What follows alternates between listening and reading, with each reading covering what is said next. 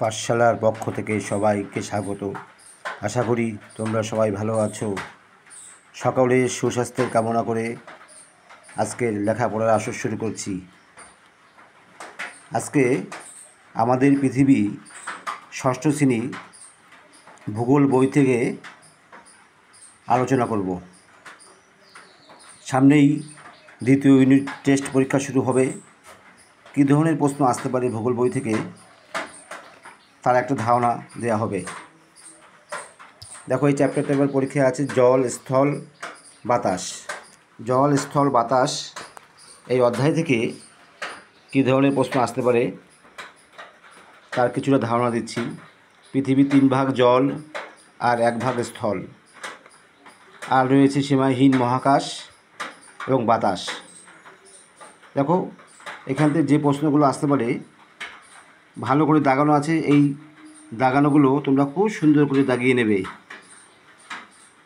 প্রথমেই এই প্রশ্নটি আসতে পারে যে জেট প্লেনগুলো কোন স্তর দিয়ে চলাচল করে? তখন লিখতে হবে স্ট্র্যাটোস্ফিয়ার। এই প্রশ্নটা পরীক্ষা আসতে পারে। স্ট্র্যাটোস্ফিয়ার মধ্যে দিয়ে জেট প্লেনগুলো, বা এটাকে শান্ত স্তর বলা হয়, জেট প্লেনগুলো চলাচল করে। এরপরে নিচের দিকে এই প্রশ্নটা আসতে পারে, যে বেতার তরঙ্গ কোন স্তর দিয়ে প্রতিফলিত হয়? বেতার তরঙ্গ, দেখো এখানে উত্তর হবে থার্মোস্ফিয়ার। থার্মোস্ফিয়ারের মধ্যে দিয়ে বেতার তরঙ্গ প্রতিফলিত হয়। এছাড়া নিচে আরও প্রশ্ন রয়েছে যে কৃত্রিম উপগ্রহ, মহাকাশ স্টেশন এগুলো কোন স্তরে রয়েছে, বায়ুমণ্ডলে কোন স্তরে রয়েছে? এখানে হবে থার্মোস্ফিয়ার। পরের পৃষ্ঠা, এই যেগুলো দাগানো আছে ভালো করে দাগিয়ে নেবে, সুন্দর করে দাগিয়ে নেবে। এর মধ্যে দিয়ে প্রশ্ন পরীক্ষায় আসবে। এরপরে এই প্রশ্নগুলো খুব গুরুত্বপূর্ণ, যে ভূত্বক কাকে বলে, গুরুমণ্ডল কাকে বলে, কেন্দ্রমণ্ডল কাকে বলে, শিলামণ্ডল কাকে বলে? এই প্রশ্নগুলো খুব গুরুত্বপূর্ণ, দাগানো আছে, কোটেশন করা আছে সব ভালোভাবে। তারপর নিচের দিকে আসলে বায়ুমণ্ডল কাকে বলে? এগুলো বইতে সুন্দর করে দাগিয়ে নেবে, দাগানো আছে আমার বইতে, এভাবে দাগালেই হবে। আরেকটি ভেরি ভেরি ইম্পর্টেন্ট, ভিআই, পৃথিবীকে নীল গ্রহ বলা হয় কেন? এই প্রশ্নটাও পরীক্ষা আসতে পারে। এর পরের পেজের থেকে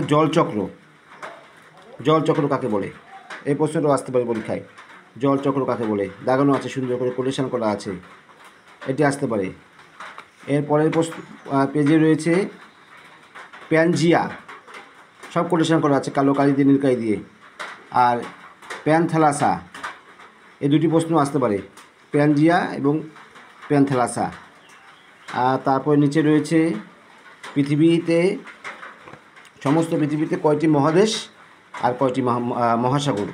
এই পেজটা ভালো করে পড়তে, ছোটো ছোটো প্রশ্ন ভর্তি, এখানে একটু ভালো করে পড়তে হবে। 7টি মহাদেশ এবং 5টি মহাসাগর, 7টি মহাদেশ, 5টি মহাসাগর। এছাড়া নিচে কয়টি প্রশ্ন দাগানো আছে? ক্ষুদ্রতম মহাসাগরের নাম কি? বৃহত্তম মহাসাগরের নাম কি? দ্বিতীয় বৃহত্তম মহাসাগরের নাম কি? এই প্রশ্ন কয়টাও পরীক্ষা আসতে পারে। এরপরে রয়েছে পরের পেজ, বিশ্ব উষ্ণায়ন পরীক্ষায় আসবে কাকে বলে? দাগানো আছে, কোটেশন করা আছে, এখান থেকে এই পর্যন্ত কোটেশন করা আছে। বিশ্ব উষ্ণায়ন বলতে কী বোঝো? তাহলে এই অধ্যায় থেকে 21টি প্রশ্ন ভালো করে পড়লেই আশা করি এর থেকে কমন আসবে। সামনে দ্বিতীয় ইউনিট টেস্ট পরীক্ষা, খুব ভালো করে এগুলো পড়লে তোমাদের পরীক্ষার ফলাফল ভালো হবে। আজকে দেখালাম জল, স্থল আর বাতাস।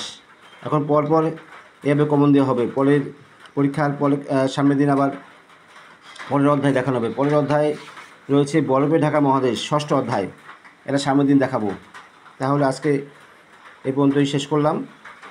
আশা করি তোমাদের উপকার হবে। যদি ভিডিওটি ভালো লাগে লাইক করো, শেয়ার করো এবং সাবস্ক্রাইব করে দিও। আজকে এই পর্যন্ত রাখছি, পরের দিন দেখা হচ্ছে। ধন্যবাদ।